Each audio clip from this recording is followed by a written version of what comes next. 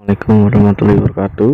Saya Aditya Dwi Prakoso dari Teknik Informatika semester 7 ingin mempresentasikan pengembangan sistem informasi untuk kebutuhan ujian akhir semester.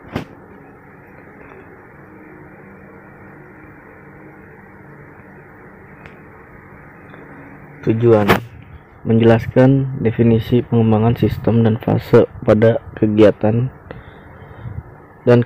pada System Development Life Cycle atau SDLC, menjelaskan perbedaan antara model, teknik, dan metodologi pengembangan sistem, menggambarkan dua pendekatan yang digunakan untuk mengembangkan sistem informasi, metode terstruktur dan metode object oriented, menggambarkan beberapa variasi dari System Development Life Cycle, menggambarkan beberapa fitur kunci yang sedang tren saat ini dalam pengembangan sistem: spiral, model, extreme, programming, XP, dan rational unified process.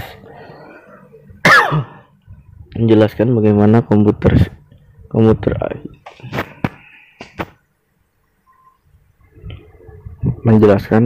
komputer aided system engineering case tools digunakan dalam pengembangan sistem.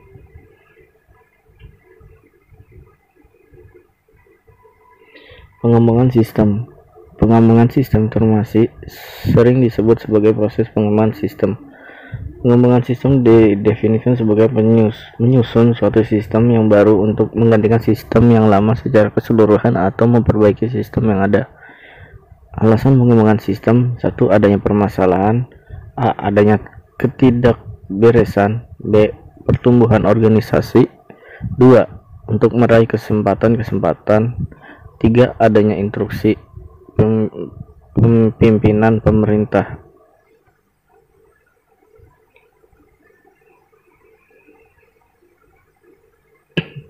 Pengembangan sistem: sebenarnya untuk menghasilkan sistem informasi tersebut terdiri dari sistem analisis supaya mendapatkan gambaran bagaimana sistem kerja dan masalah-masalah apa saja yang ada pada sistem. Yang kedua, sistem development: langkah-langkah mengembangkan sistem informasi yang baru berdasarkan gambaran cara kerja sistem dan permasalahan yang ada. Konteks pengembangan sistem: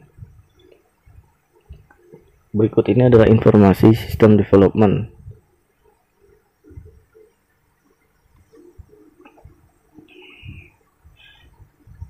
Metode pengembangan sistem: banyak metode pengembangan sistem yang tersedia. Metode yang paling dikenal disebut juga sebagai System Development Life Cycle atau sering juga disebut sebagai waterfall method. Alternatif metode lain: prototyping, case tool, joint application design, rapid application development, agile methodologies, extreme programming. System Development Life Cycle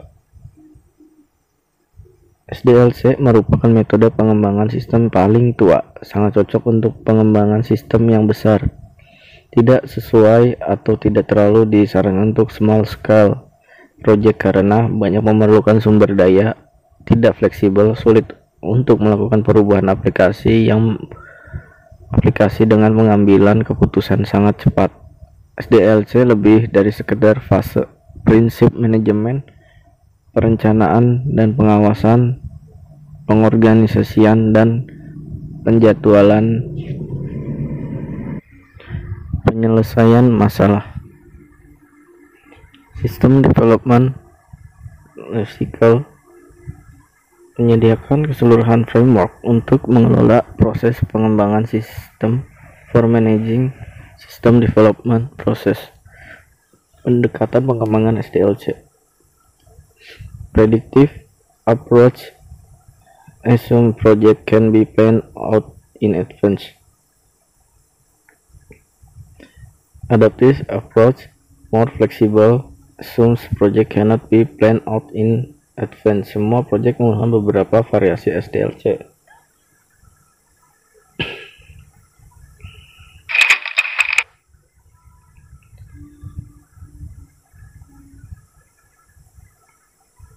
Ini kita bisa skip. Nah, apa aja keuntungan dan kelemahan dari SDLC? Yang pertama, dari keuntungan adalah adanya laporan setiap akhir fase sehingga memudahkan adanya kontrol atau pengawasan. Mudah melakukan dokumentasi secara formal sehingga memudahkan penelusuran kembali terhadap kebutuhan bisnis. Nah, berikutnya ada kelemahannya. Pengguna mendapatkan produk sesuai dengan pemahaman pengembang yang belum tentu sesuai kebutuhan. Dokumentasi mahal dan menghabiskan waktu dalam pembuatan dan selalu berubah atau mengalami perbaikan. SDLC terdiri dari 5 fase. Masing-masing fase terdiri dari aktivitas yang saling terkait atau berhubungan.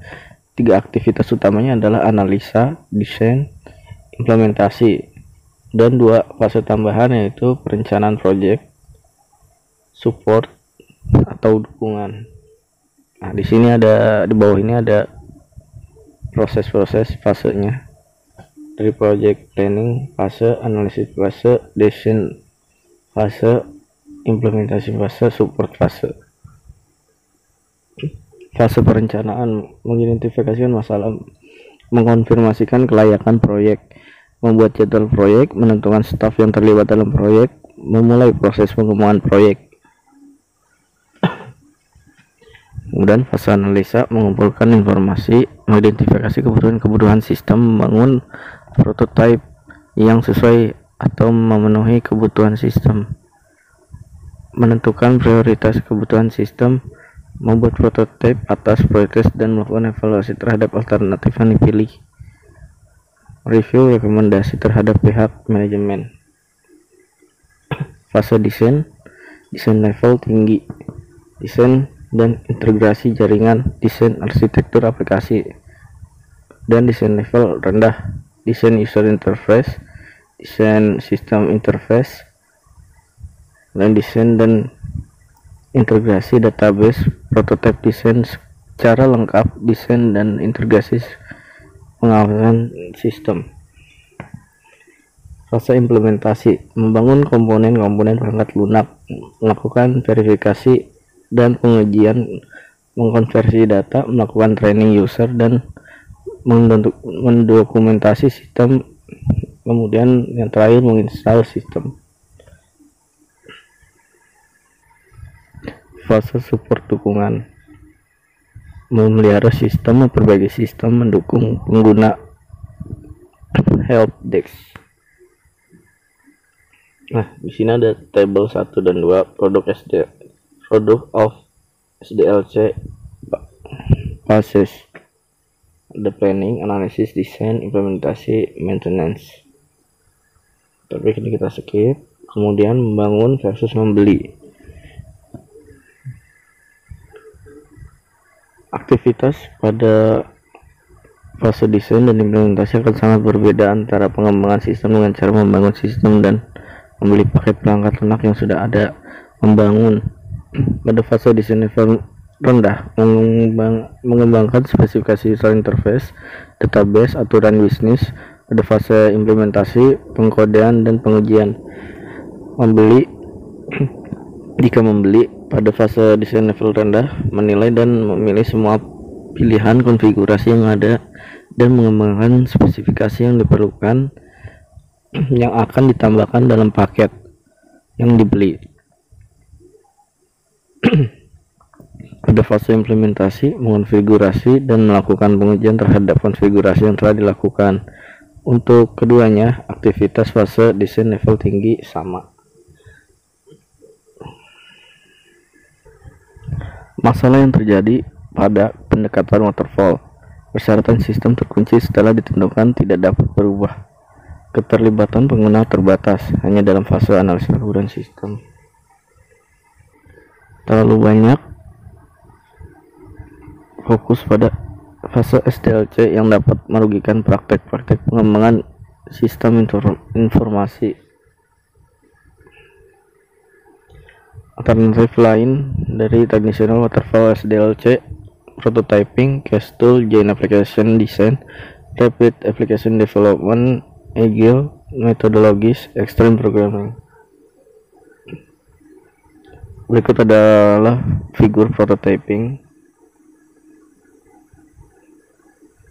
Case tool, komputer aided software engineering. Software memberikan dukungan alat otomatis untuk mengembangkan sistem, proyek, kamus atau buku kerja, sistem deskripsi dan spesifikasi, diagram alat. Contoh produk Oracle Designer, Rational ROS, Joint Application Design. Proses terstruktur yang melibatkan pengguna, analis, dan manajer, membutuhkan beberapa hari sesi workgroup intensif. Tujuan untuk menentukan atau meninjau persyaratan sistem.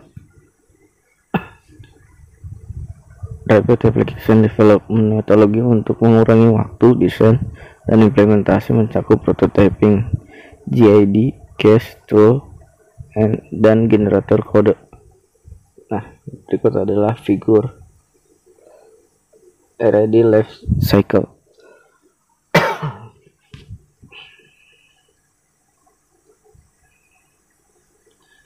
Agile metodologi termotivasi oleh pengakuan pengembangan perangkat lunak sebagai sesuatu yang tak terduga dan dinamis.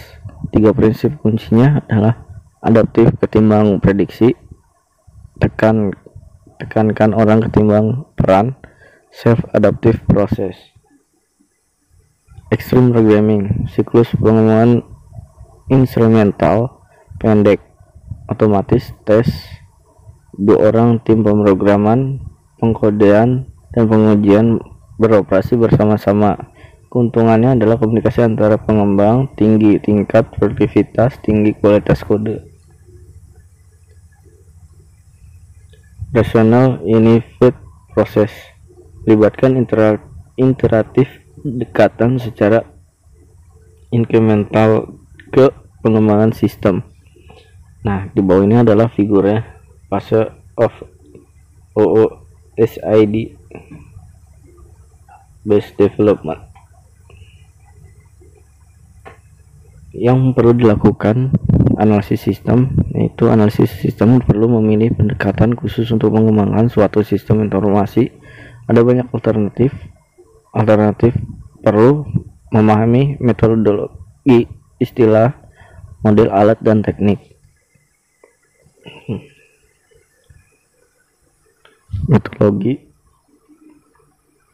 Metodologi pedoman yang komprehensif untuk mengikuti setiap kegiatan untuk menyelesaikan SDLC.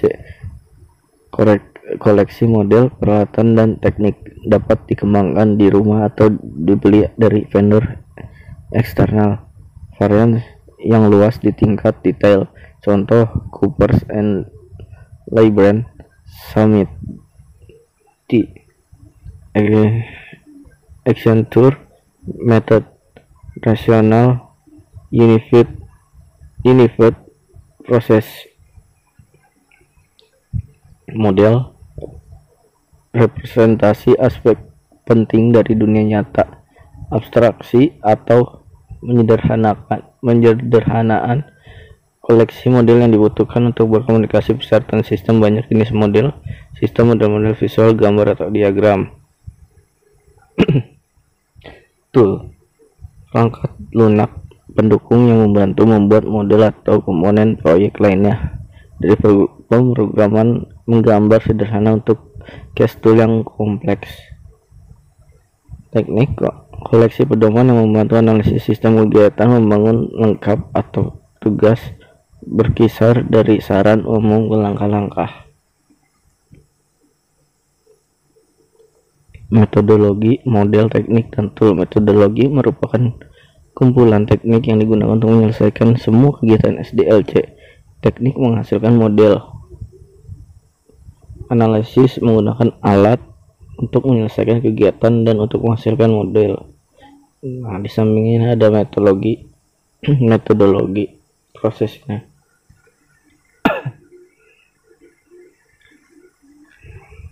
Oke, sekian dari saya presentasi tentang pengembangan sistem informasi.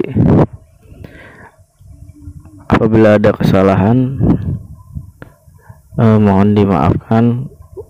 Assalamualaikum warahmatullahi wabarakatuh.